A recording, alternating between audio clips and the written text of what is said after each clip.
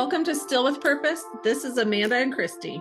Our goal is to dig deep and discuss real, raw subjects in pursuit of greater self-awareness, positive transformation, and healing, and to link arms and journey with you as we discover purpose and passion in life together. Before we jump in, we'd like to ask if Still with Purpose has ever helped you feel seen, encouraged you to heal, helped you to breathe a little deeper, think differently, or reminded you that you're not alone. Please take a moment to follow the show, leave a review, and share this episode with someone you believe would get great value from it. That simple act helps this message reach more humans, and we are so grateful for every single one of you walking this journey with us. We're so glad you're here. Let's get into today's conversation. Welcome back. Today we're talking about what does it mean to own your story. Amanda, what's our quote? You either own your story or your story owns you. That's a bold statement for sure. Owning your story isn't about perfection to me. It's about awareness and responsibility. And when I say story, I'm talking trauma, testimony, whatever you went through that has made you basically you. It means to me seeing the events, the mistakes, the trauma, the triumph as yours, acknowledging them without denial or deflection. When you own your story, you make choices from a place of clarity and honesty. You are the victor in it. And that's almost like you're rewriting your story, basically. So in the trauma aspect, it was you were the victim, possibly. And now owning your story means, to me, doing the healing to where you can come on the other side and actually be the victor of your story. I love just the nuance of victor versus victim. And I've never really thought about those two words side by side before, but man, what an opposite definition.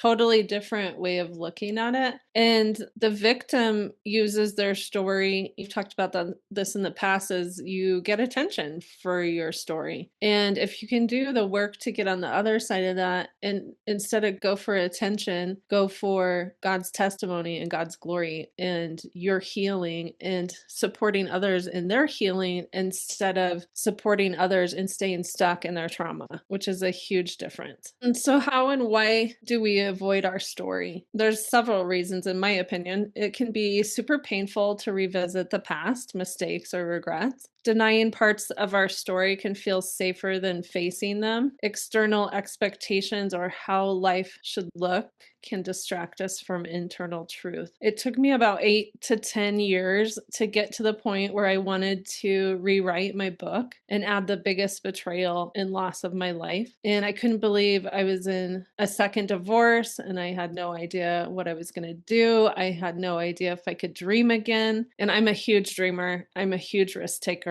And I've been self-employed for a very long time. So for me to be downtrodden and not feel like ever dreaming again was a huge problem for my soul. But I just didn't have it in me anymore. Partially because I felt like I had accomplished so much and I had hit some really big dreams. And so maybe I could just coast the rest of the time. And now God's like, guess what? Do the work. We're going to heal as fast as you want. And then you're probably going to write a second book. I kind of knew that in the back of my head since the beginning. So it was kind of a push for me to heal for my own good, but for others as well. Two things about what you just said. Going back to the beginning, when you say it can be painful to revisit past mistakes or regrets, painful to me is equivalent to shameful. Past regrets and past mistakes, that's a personal failure per se. And it's shameful to revisit and to make ourselves accountable for. And so that shame equals feeling pain. Yeah. Also, what you're talking about, you had accomplished some big goals. It makes me think of a board game where it's like you get so far and then all of a sudden you roll the wrong number and hit the wrong piece on the board and you have to go all the way back to start. Like Chutes and Ladders. Yeah.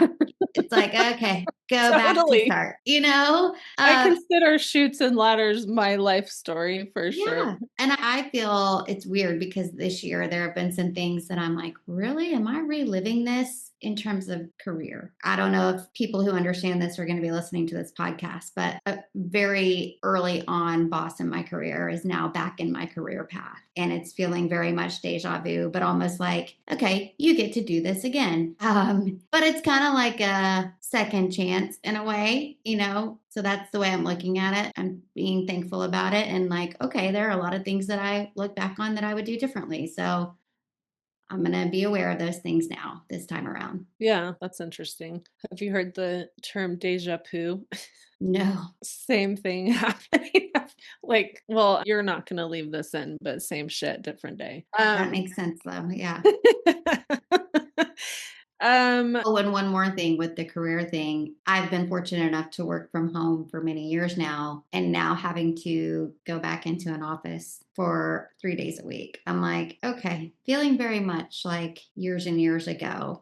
That's just another element that I'm like, this is a weird season in life where I'm redoing things from when I was yeah. younger. I actually have a couple friends that have had the same situation, and it is very challenging. I Mhm. can't imagine it because I've been self-employed so long. I will fight to stay at home, and I understand the change. It's a huge shift. So going back to the shame comment that you made, the enemy loves that. He wants you to be in shame and pain and ego and fear. So when you're in all that and you've chosen that take on it, those facts on it, then you can no longer see how do I actually dream again. So it's not until you rewrite that narrative. And that's a piece that we used to do. We actually did it for our women's conferences. We might add it to ours. Mm. Actually, I will add it to our retreats because I asked a good friend of mine if she went to our retreat and saw some of the same material, which are the pieces that were hardest hitting. And she said, for sure,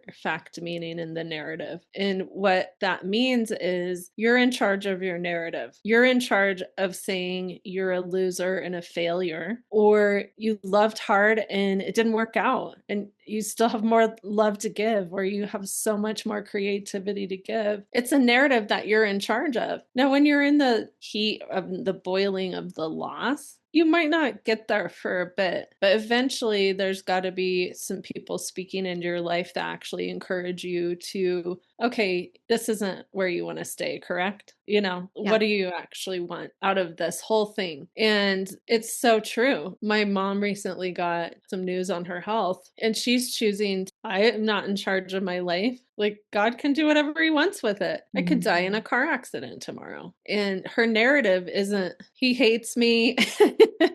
No one wants me here and I'm going to die. Or she's totally coming at it from a space of, oh, cool. Well, I get to encourage people that are going through the same thing I am. That's awesome. And I it's mean, like such a such bravery and courage. yes. And I can attest to it's because my mom is so close to God. So she just like, I have to trust this is what you have for me to walk through. So Amazing. we'll see. It's going to be interesting to watch because it's definitely a flesh thing that's going to hurt. Ugh, that's what we're trying to help grow is that type of faith, that level of faith where we just turn it all over to God and say, okay, I don't have any say in this, and I'm just going to trust in your plan. And the fact Yeah. that your mom can do that when her life is what's hanging in the balance is amazing. Yeah. And it's interesting to have someone tell you pretty devastating news and be like, it's okay.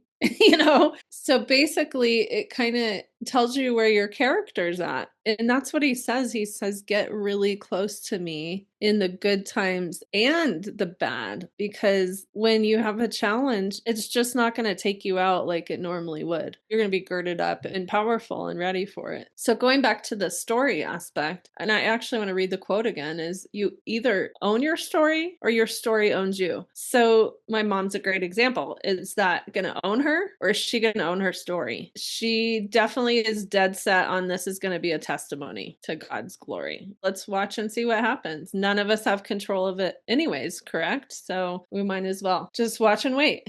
Watch and wait. So even when ignored, your story still holds a subtle power over your life. Emotional patterns repeat, relationships mirror unresolved themes and opportunities or obstacles. It shows up in ways connected to the narrative that you have made and what you've been living. Everything is going to back up your narrative on your story. So avoidance isn't neutral by ignoring parts of your story. You're quietly letting it direct your life instead of actively guiding it. Again, being the victim, you're just letting the story toss you around rather than taking control of it and saying, no, this is my part in it. And this is how I've learned from it. This is where I'm going to go from it. You're just kind of at the mercy of the story unless you're the victor. And you're stopped in your tracks. And we talked about this during the grieving one. That's not what anyone would wish for you Right. that leaves this earth before you, is that you completely stop and never share your gifts again. No. That's not,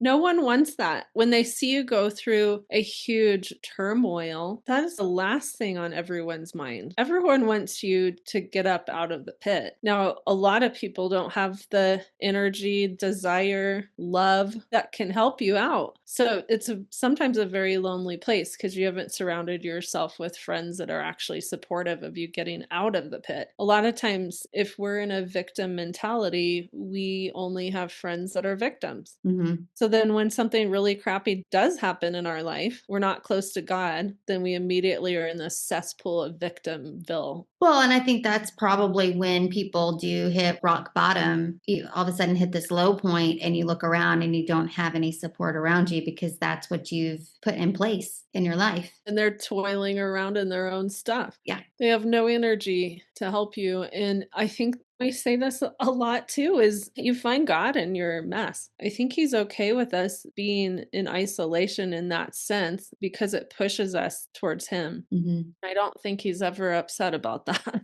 No, and then almost like you're saying with having faith strong enough to where you're girded up in future troubles. Same thing here. Once you hit rock bottom and God's there to help you move forward, you start realizing the importance, though, of also having people in your life with the same values that you can talk to about troubles and turmoil and aspects of having a relationship with God. That's actually a great point because the healthy relationships aren't going to try and fix it for you. They're going to turn you back to God, period. Yeah. And it has nothing to do with them. But they can totally hold you capable of what they believe God has created you to be, but they are not trying to fix it. We might be onto something here. That might be why victims don't want to be victors, because they actually want to pull in a whole group that gives them attention for the victim story. I'm not going to say it feels good when someone says, go to God. I don't have your answers when you're in turmoil about something, because the shame comes up, the ego, the shame, the pain comes up. And if you don't feel like you can sit with God in your shame and pain, then you get a relationship to work on. But that's ultimately what we need to hear, even though it's not fun to hear. This reminds me actually this week,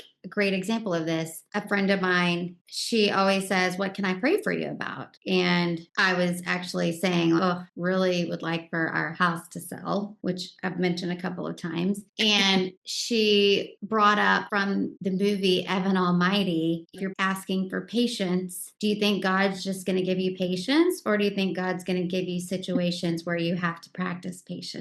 Right. And I'm like, oh, yeah. I will never pray that prayer. But I'm like, you're so right. I'm getting all the opportunities right now to practice my patience.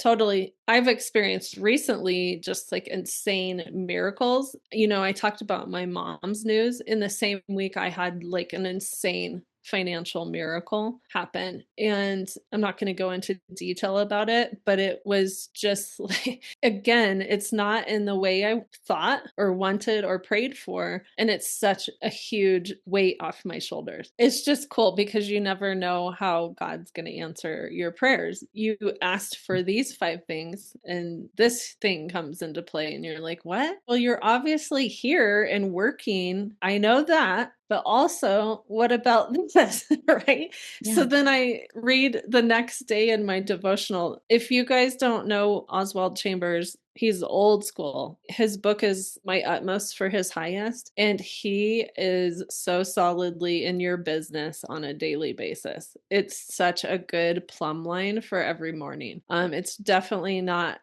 being a whiner. It's talking about character growth all the time. And trust is my word for the year. So I read the next morning and it says, you don't really trust God fully if you can fathom asking the question, but what about this? And I'm just like, what in the heck just happened in my quiet time? Because I'm like, it was a little pointed, and Uh-huh. I was like, "Okay, thank you for the feedback." Yeah. Mm. Because if we really trust God, we don't even need to ask that question. Right, but then we get to look for the miracles all the time instead of not for the things that haven't been answered yet. Hmm.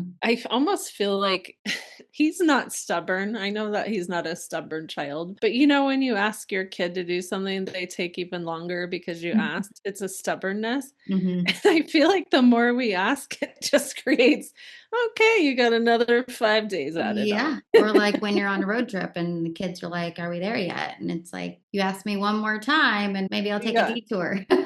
Yeah. Well, So I just thought that was really cool because it's all about growing every day, man. yeah. And it's so intricate, but it's such a beautiful, like, romance to be in relationship with God and choose to trust Him. I mean, I know I picked the word trust because I needed to fully. I deserve to. He deserves it. But I also knew it was probably a very challenging word for the year. Well, I think those are two great examples, your daily devotion and the friend that I was talking about, of sources that have pointed us back to God in a very direct way, Yeah. in a way that didn't feel great to hear, but we needed to hear. Yeah, ultimately, you respect the heck out of those people. Yeah. You don't respect the victims sitting in their cesspool. Funny enough, we were talking last night at Bible study about how Jesus, he was offensive to people sometimes. He called the Pharisees vipers. And I made the point that we know Jesus never sinned. So he didn't say those things out of the intent to hurt people's feelings or to get a rise out of people, but he was calling it like it was. It was And more he like, check yourself. yeah, and he wasn't afraid. He wasn't scared of offending people so much that he didn't say the truth. He didn't sugarcoat it. Yeah. And that's kind of what we're saying here, is surround yourself with people who will point you back to God in the kindest but most direct way, even when it's not what we want to hear. Yeah. And if it's not said in love, it's probably not going to land. You're right. It's going to be resisted, and possibly you're putting someone off on a trail of bitterness, irritation, like all the things. Like, you're not in charge of people's responses, but you are in charge of your delivery. Oof, that one hits home for me. Should we do a mic drop? Yeah. Just kidding. No, it's true. I mean, I think I have a very direct nature at times, and sometimes the delivery doesn't feel like it's coming with love, even though it is in most cases. It's out of like, I want you to be aware, I Yeah. want you to not be in the dark. So I'm going to tell you the truth, but it probably doesn't feel that way. I think everything's a pendulum swing. I don't know what the opposite of direct is. It's just completely passive. That doesn't work either. No. So that person has to find on the pendulum where's a healthy spot for their behavior. Again, everything is about growth and trying to stay in the middle where it comes from love Yeah. instead of, again, out of the heart, the mouth speaks, right? So who knows where you're at in any moment of the day. So I think just having an open, honest communication where, like, hey, that really came across this way, or the person receiving your feedback, if it's hurtful to them, I have no doubt they can stop and say to you, hey, did you mean that you don't love me? And you'd be like, no, that's not what I mean. I actually really care about your life and your health. And I just said it like that because I really want you to hear the point because I care about you. But I'll work on my delivery next time. Whatever. Just Yeah. have the open communication around it. So, what does owning your story mean? To me, it means taking intentional steps to step inside the whole story. Start by pausing and reflecting. What parts of your life have you been avoiding? Notice the patterns you've repeated in your lifetime, the choices you've made, and the ways your past has shaped your present. Acknowledge your mistakes alongside your wins and giving yourself the full picture. And so that kind of goes back to the narrative that you chose. So you can change your narrative at any time on your whole entire story. You could choose that they did the best they could with the tools they had. You could choose a lot of different things. It doesn't mean any of the pain and abuse or whatever was rightfully deserved. It just means you had another really hurting human that didn't have any tools and created a lot of devastation in their life and probably had that in their childhood. Does that excuse the behavior? No, I just actually saw a quote today that said, it's one of our quotes. that will come out somewhere, but it's your responsibility to heal. Yeah. But begin small. Have one honest conversation, take one reflective pause, or make one change that aligns with your story you want to claim. These small actions are powerful because they can shift you from passive observer to active participant in your life. Do you want to add Okay. anything to those thoughts?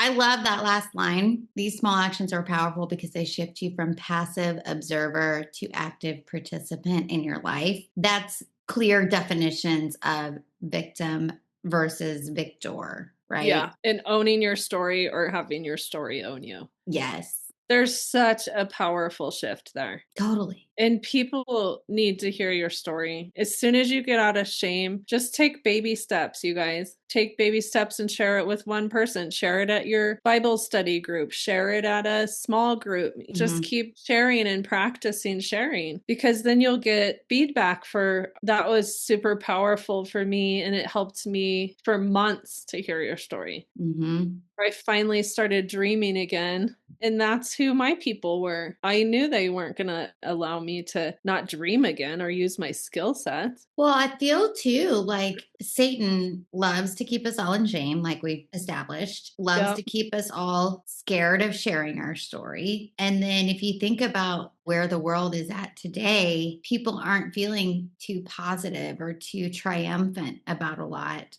And Yeah. it's probably partly because people aren't sharing their stories of getting out of the pit and Yeah. coming back from disappointment and failure and all the trials and tribulations in life. These victory stories aren't being told. And that's why you came up with the Answered Prayers series because we really wanted to bring out what God's doing instead of all the negativity. And that's a good point. We're talking about what we've done in our stories. I think we always need to be framing it up what God has done in our Yeah. lives. Mhm. Yep. That's a great distinction. The freedom that comes from owning your story is transformative for sure. Decisions become clearer because you're grounded in reality. Emotional baggage loses its power as you face it head on. And confidence grows because you're no longer hiding from yourself. The shame is no longer keeping you in jail. You stop reacting automatically to life and start making conscious choices that reflect the person you truly want to be. So, this is a practice for life, basically. It's just like working out. You need to move the rest of your life. You get to work on anything that's going on in your life and moving through it, not around it. It's not a single moment of clarity. Take time to journal about one part of your story you've been avoiding and choose one step today to engage with it instead of letting it run in the background of your life because it has been since day one. Remember, ownership is a process, and every small action brings you closer to living fully inside the narrative rather than watching it from the sidelines where you're not in any control in your thoughts. You don't feel in control. You know, we've talked a lot about taking your thoughts captive. Like what you think about your story then drives whether or not you are the bystander watching from the sidelines, like you talked about, or living inside the narrative. And it's all driven by what your thoughts are around your story. So while we're not in control of our lives, we are in control of what we think about them. And when shame is your narrative and running you, then you don't feel enough. So then why would you share your shame? Also, why would you share your shame with victims? Because they probably might have an ego bust there. When you share it from a victor standpoint, the shame's no longer there because you know God's fully forgiven you. And by victor, it's not to say spin your story where you're a hero, but it's here's what I'm responsible for. Here's what happened. Here's what I learned. Here's what God showed me throughout the situation. And so for that reason, I'm victorious because I learned and I grew. Yeah, I would say Victor's more from that standpoint of thank God he helped me overcome this. Yes. Even though it might be a struggle for the rest of your life, but it might not have the chokehold that it used to have on you. It's a daily walk. And even if you haven't overcome it, the awareness of I struggle with this and I'm okay saying that, that's overcoming it to a certain extent. It takes the secrecy out of it and the Mhm. shame away from it. I rather hear a pastor on the stage say, I struggled so badly with this last weekend, and please pray for me. This is what I did. These are the steps I took, and and this is the accountability I have. That's a leader I trust and follow. But always have in the back of your mind that God will make good out of your bad, a testimony out of the test, and a message out of your mess. I love that. Say that If one you more want time. him to, if you want him to. Say that one more time. Always have in the back of your mind that God will make good out of your bad, a testimony out of your test, and a message out of your mess. Instead of letting your story own you, own it. And I can tell you right now, the second you do that, that is where joy is found, because joy and shame cannot live in the same body. And when you find joy in the healing that God brought you through, it is tremendous. Just going back to, you respect the person that says, I once was lost and now I'm found, instead of having it all together. So if you can get out of your head that you have to have it all together, I believe that will greatly serve you. Goes back to humility, being humble, knowing we're not expected to have it all together. We're not expected to never have difficulties that we face or struggles. A good leader is not someone who has it all together. And not even a leader, just a good human, being able to admit, I'm not perfect. Now, don't use it as a crutch and a label that I'm not perfect, so I'm just going to keep making a bunch of mistakes. Like, there's a pendulum swing again. For sure. How about some questions to journal on this week? The first one we have is, which part of your story have you been avoiding? And how would your life look if you truly claimed this story as yours? And lastly, what one small step can you take today to step inside your story instead of letting it run your life? Love it. Awesome. Create some quality time to really sit on this, because this might be the first domino of your healing. Great advice. Thank you, everyone, for joining us this week. Have a good one. We'll see you next week. Thanks so much for joining us today. We know your time is valuable, and we're truly grateful you spent part of it with us. We hope this conversation stays with you and helps you move through the week with more clarity, peace, and purpose. Be sure to visit us at stillwithpurpose.com. And there you can read our bios, sign up for email encouragement and updates on exciting announcements, and also join our Facebook community. And if Still With Purpose has encouraged you in any way, please remember to follow, leave a quick review, and share with a friend. It helps more people find these conversations. Have a phenomenal week, and we'll see you next time.